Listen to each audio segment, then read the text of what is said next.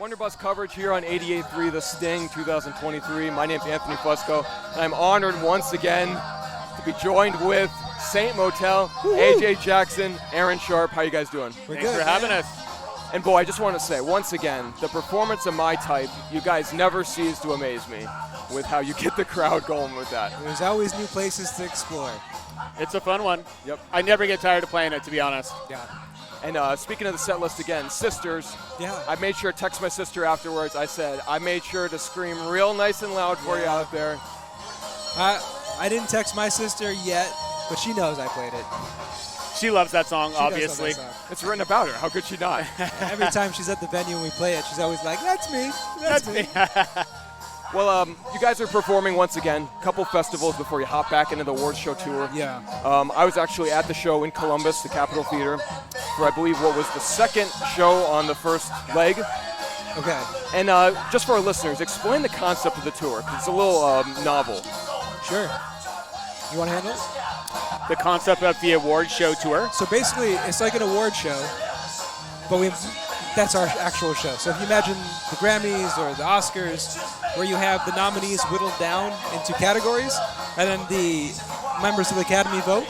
Our members of the Academy are the ticket holders of the show that night, and the nominees are what anyone that wants to be a Saint Motel fan that votes can vote anywhere in the world, whittles it down, and the finalists are voted each and every night by the ticket holders. So we don't know what we're going to play until that night. And we did it in the first leg. Every night was different. Every city, we get a lot of surprises. Like you wouldn't think a dark horse, like, oh, that's getting a lot of votes tonight. So it's kind of like, it's an extension of Saint Motel. We did a late night tour once, which was a full TV production. So we like to do these interactive things. We like to make the audience a part of the show as much as we can. So what can be more involved than actually choosing the set live? So that was just a way to get people involved, and it's been really fun. Yeah. Well, I really enjoyed it. I love the concept. I was telling everyone, I'm like, I've never heard of that before. Yeah. I was a little disappointed, though. I'm a big advocate for Voyeur. Yeah. And we took a lot of L's that night. But don't worry, I had a great time still.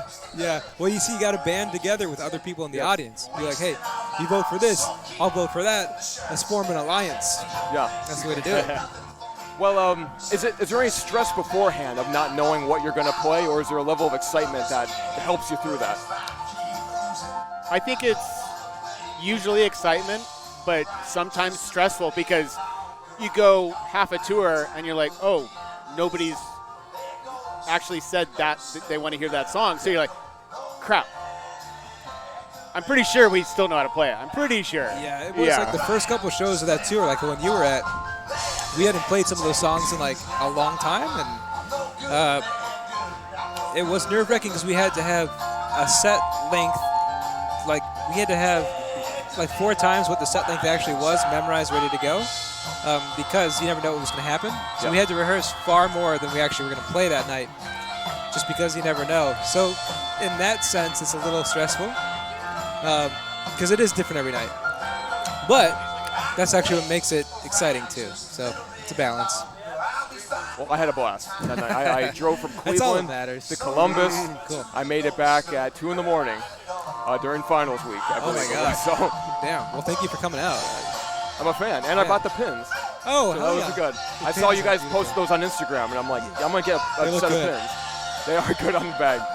Well, talking more about your new stuff, I know you guys have released 2 new singles. Yeah. Everyone's a Guru now, and Fine Wine. Yeah. You guys want to talk about those a bit? So we're like in this phase, Saint Motel Studios, where Sharp and I were producing and making music, and it's like we got to this point where we're not sure as far as the album, but we wanted to make music and release it continuously. Just feels like it's kind of maybe a contemporary thing to do, and it feels good for us to put the music out more continuously. So we modeled it. I mean, in a way, it's kind of like the old studio system. We're working on new stuff all the time, while at the same time putting out the stuff we've been working on. And it's almost like you drive by Paramount Pictures on Melrose in LA, and you see like coming soon on the thing, and we always have a coming soon, and it feels kind of cool in that way. But what do you think about it musically? Has it been different? Musically, I think it's really fun for us to kind of, I don't know, explore some different areas that we haven't really done, like some more kind of like piano-driven pieces, things that are a little bit slower, not necessarily like a move or a my type. It's fun for us to explore some of the sonicality and kind of go back in time, but still remain modern in the way the mixes are and the way like the vocal stacks are, and it's Orchestral like, kind of. yeah, orchestral, a lot of layered harmonies, pianos, almost like Elton John kind of. I mean, whenever I hear Elton John on the radio, I always turn it up. And like most things you hear over and over, and you're like, oh, I've heard that, like maybe change it. But like every time I hear those, not all of them, but the Benny and the Jets and stuff like that, I always turn it up so I can listen to how good those songs are, the voices, the orchestration, the way the drums sound. And, not that we're going back and trying to like copy that, but it's fun to make music sort of in that genre. Yeah, there was this orchestral pop that was happening at a certain time that, I don't know, it's just so beautiful. And there's so many elements, like, in the string section we never really utilized so much before, that it's, and also coming out of the pandemic, coming face to face with mortality and losing family, and I think there's a nice kind of beautiful sadness to it that you get from that kind of orchestral pop that is giving it kind of a unique kind of like aware of our own mortality, but in a great, beautiful way kind of thing. So. Well, I'm guessing we can expect more singles like that coming down the pipe in the year, I'm guessing? Yeah. Yeah, it's not all that, but I think we have a few that are kind of in that genre, but a lot of the other stuff is going to be different, not in like a significant way, but it all deals with just death. And, yeah. Okay. Newsflash: we're all going to die. We're all going to get sick and die someday. Okay. That's what it's about. That's what our songs are about. Yeah. So that's it. Sorry. Spoiler alert. Yeah. Well, I only have a couple more questions for you. This one's important, though. Our station, WBWC, is a part of the College Radio Day Foundation, a day of the year that celebrates college radio across the country. So I just want to get your guys' input on what college radio means to you guys and the band. I used to be part of their college radio Yeah, station. me too. Yeah, we both were. It was great. Like, it was a music discovery tool for me, and it was really great to be able to kind of like articulate your own show and choose the music and keep it entertaining and try not to swear.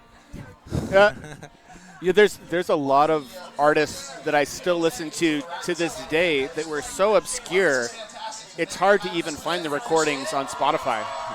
And I'm always like, what was that freaking band? Whether it's like Odd Nozdam, like just like weird, you'd come across weird records, and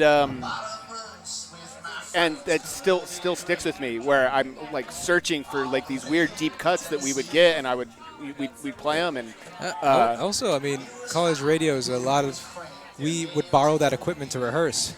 There's that, yeah. So and do live stuff, live concerts. I mean, I live think on the radio. We might have gotten in trouble for it, but yeah, thanks to college radio, we had microphones. College is all about getting in trouble, or at least it used to be. Yeah, and try not to swear on the air. Yeah.